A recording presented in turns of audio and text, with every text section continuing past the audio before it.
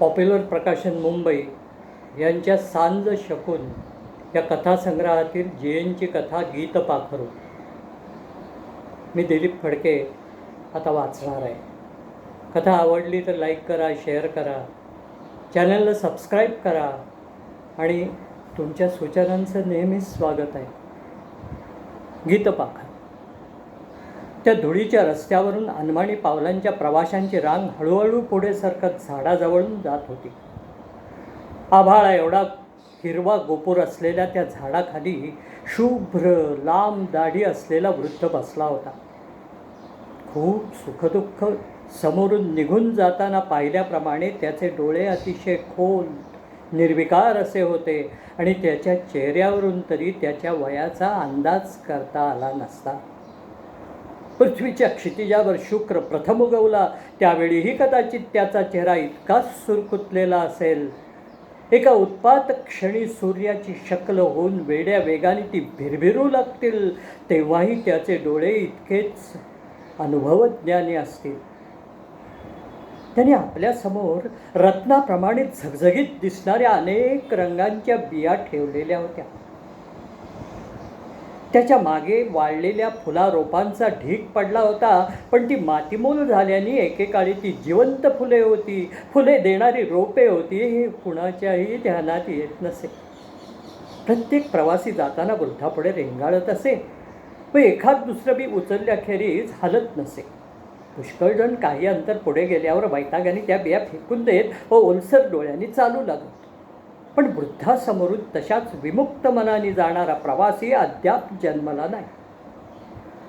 एक प्रवासी त्याच्यासमोर उभा राहिला. त्यांनी नीलमण्यासारखं दिसणारं बी उचललं. अरे, त्याला मैत्रीचं फूल येईल, वृद्ध म्हणाला.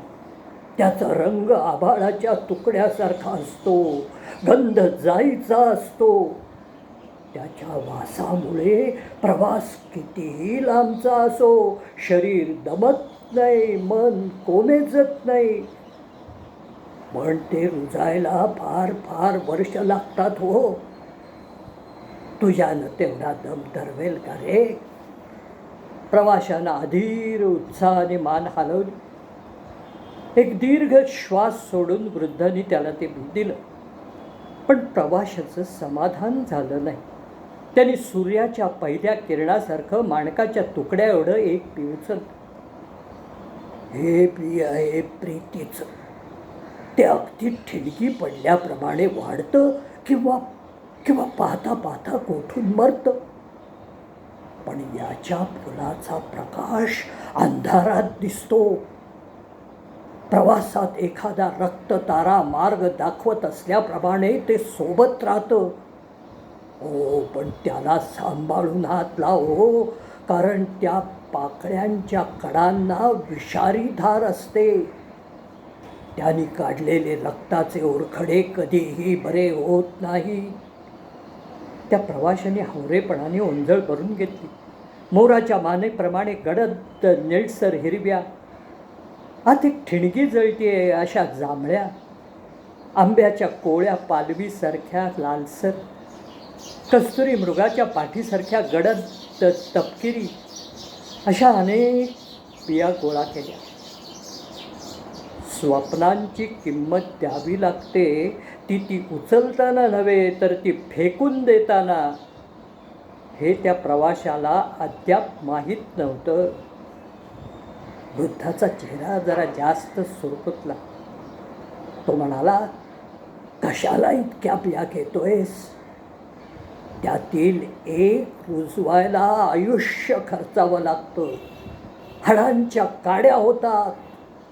वेड्याप्रमाणे श्रद्धा ठेवावी लागते. प्रवाशाने त्याच्याकडे हसून पाहिलं. तारुण्यात नुकतंच पाऊल टाकल्याने त्याचे दंड बलवान होते व त्याच्या चालण्यात आत्मविश्वास होता. स्वप्नांच्या बियांवर नुसती फुंकर टाकली तरी त्यांना फुलं येतील असा त्याचा समज होता. पण त्याच्याही पेक्षा सामर्थ्यशाली प्रवाशांचा चोळामळा झालेला त्या वृद्धांनी पाहिला होता ना. रक्ताच्या शिंपडीने फुलवलेले फूल नुसते तोडायलाही आता सामर्थ्य नसलेले, फुलांच्या दिशेने धडपडत असतानाच निष्प्राण झालेले हात त्यांनी पाहिले होते. पण तो काहीच बोलला नाही, कारण या प्रवाशालाही ते सारं पुढे दिसणारच होतं. शिवाय फुलं फुलली तरी ती मागच्या पेवारशी ढिगातच पडणार नाहीत याची खात्री नाही. स्थिर हातात एखाद दुसरं फूल घेऊन पश्चिम क्षितिजाखाली उतरलेले प्रवासी फारच थोडे. त्या सगळ्यांची नावं त्या वृद्धाला माहिती होती, कारण तसं होणं हा त्याचा पराभव होता. त्याच्याशी झालेल्या व्यवहारात त्याच्यावर मात होती ती. प्रवासी पुढे सरकताच वृद्धाने त्याच्याकडे एकदा हसून पाहिलं. त्याच्या साऱ्या आशा, त्याचे सारे श्रम शेवटी आपलेच होऊन या मागच्या ढिगात पडणार याची त्याला खात्रीच होती. त्याने दुसऱ्या हावऱ्या प्रवाशाकडे आता नजर वळवली. प्रवाशांनी 4 छोट्या कुंड्या एका काठीला बांधल्या. त्यात त्या बिया टाकून त्यांची कावड खांद्यावर घेत त्याचा आता प्रवास सुरू झाला. धुळीत अनेक पावलांच्या रेषा, आकाश अनेकदा काळवंडून उजळलेलं, पण त्या बियांची हिरवी जाणीव वर येताना काही दिसेल. त्याच्या दंडाचा आकार जाऊन ते वाळल्या काटक्यांसारखे आता दिसू लागले होते आणि खडकासारख्या छातीची हाडं वाळल्या पानातील शिरांप्रमाणे दिसू लागली होती. तो हताशपणे त्यांच्याकडे पाहत असे. एका संध्याकाळी संधी प्रकाशाच्या कुशीत आधार घेत त्यांनी बियांवर वाकून भग्न हृदयाने अश्रूंची शिंपण देखील केली. नंतर एकदा रखरखत्या उन्हाने मन पेटल्यासारखं होऊन त्यांनी बोटांवर सुरीचा प्रहार केला व त्या वेदना सहन करत उष्ण रक्ताची धार त्यांच्यावर धरली. पण स्वप्नांच्या बियांनी कधी तोंड उघडलंच नाही आणि त्याचा प्रवास संपत आला होता, कारण पश्चिम क्षितिजाची कड हातभरच दूर राहिली होती. ते ओलांडून खाली पाऊल टाकलं की सारे श्रम संपले. दुःखाची झळ नाही, स्वप्नांची गरजच नाही. विषण्ण मनाने त्यांनी वांझ ठरलेल्या त्या कुंड्यांकडे पाहिलं व एका मागोमाग एक त्या फोडून टाकाव्यात म्हणून त्या उचलल्या देखील. पण एकीला हात लावताच अगदी दुरून एका स्त्रीच्या अंधुक आकृतीने हात हलवले आणि नको नको म्हणत आर्त विनवणी केली. दुसरीला हात लावताच परिचित चेहऱ्याच्या माणसांनी थांब थांब अशी खूण त्याला केली. तिसरी उचलताच फार मागे रस्त्यात एकाकी टाकलेल्या आईचं आतडं वेतोळ्यांनी पायात घोटाळू लागलं आणि त्यांनी चौथीला हात लावला तेव्हा क्षितिजापलीकडे असलेल्या एका भव्य शुभ्र कमळासारख्या दिसणाऱ्या ढगावरून निळसर प्रकाशांचा पट्टा आला. त्या प्रकाशात कमळावर बसलेल्या त्या शांत सस्मित आकृतीचे डोळे किंचित हलले व प्रवाशांनी हात मागे घेतला. पण आता त्याचे काय करावे हे काही त्याला समजेल. हातापायातील शक्ती ओसरली होती, डोळे विझत चालले होते. त्याने क्षीणपणे इतर प्रवाशांकडे पाहिलं. काहींनी आपल्या कुंड्या रागाने फिरकावून फोडून देखील टाकल्या होत्या. काही दुबळी पावलं ओढत तसेच चालले होते. त्यांच्या खांद्यावरील कुंड्यांचे तळ फुटून माती आणि बिया केव्हाच खाली पडल्या होत्या, पण ते तशाच वेड्या हट्टाने कुंड्यांची रिकामी फुटकी तोंडे लटकवत क्षितिजाकडे चालले होते. आता शरीरातील त्राण संपत आला होता. उरली ऊब पृथ्वी शोषण करू लागली होती. क्षितिजाची कड अद्याप हातभर तरी लांब होती, पण तेवढाही प्रवास त्याला असह्य अनंत वाटला. त्याने क्षितिजाखाली एक पाऊल टाकलं व भग्न विषण्ण वंचित मनाने सगळ्या कुंड्या खाली ठेवल्या. कुंड्या खाली ठेवल्या आणि त्याचे डोळे एकदम चमकलेच. प्रत्येकीतून लाल, निळा, सोनेरी, जांभळा कोंब रंगीत प्रकाश किरणांप्रमाणे उभा होता. आता त्याच्या आयुष्यात एक तरी समाधानाचा क्षण निर्माण झाला होता. पण त्याचं एक पाऊल क्षितिजाखाली गेलं होतं व त्याच्याजवळ एक श्वास उरला होता. त्याने तो श्वास अश्रूत भिजवला व हलकेच सगळ्या कोंभांवर पसरवला. ते चारही कोंब एकत्र आले. त्यांचा एक दिव्य पक्षी होऊन आभाळात उडाला. त्याचे पंख निळे होते, डोळे रक्त थेंबासारखे होते, चोच जांभळ्या मखमलीसारखी व डोक्यावरील रानतुरा सोनेरी होता.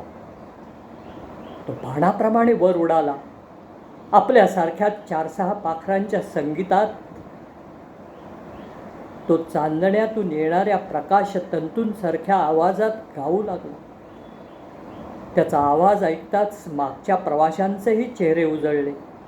त्यांची शरीरं मोहरली आणि पावलांना नवी जिवंत अशी गती आली.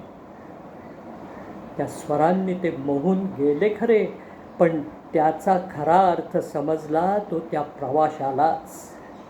त्याच्या मागोमाग येत आयुष्यातील एक एक चिन्ह उचलून जणू त्या पाखरांनी स्वतःसाठी स्वरांचं चिरंतन असं घरटं केलं होतं. मध्यरात्री वीज कडाडताच आपल्या मृदू उष्ण छातीवर आश्रय देणाऱ्या आईचा आवाज त्यात होता.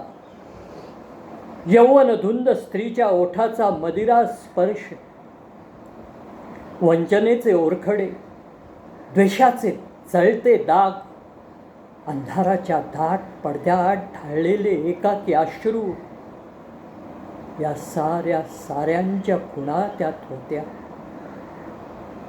ते संगीत ऐकताच हजारो दिवस मागे राहिलेला तो वृद्ध वेगाने धावत तिथे आला. त्याने हातातील जाळं खूप उंचावर फेकून त्या पाखराला पकडण्याचा प्रयत्न केला, पण ते त्या जाळ्याच्या वर शांत पूर्ण आत्मविश्वासाने स्वरांची नक्षी कोरत राहिलं. पराभूत होऊन वृद्धाने वैतागाने जाळं परत घेतलं आणि धागा तोडून टाकला. क्षितिजाची कड हाताला लागली व एका शेवटच्या आर्त हताश ताणाने प्रवाशाने पलीकडे शरीर ढकलून दिलं. पण त्याचा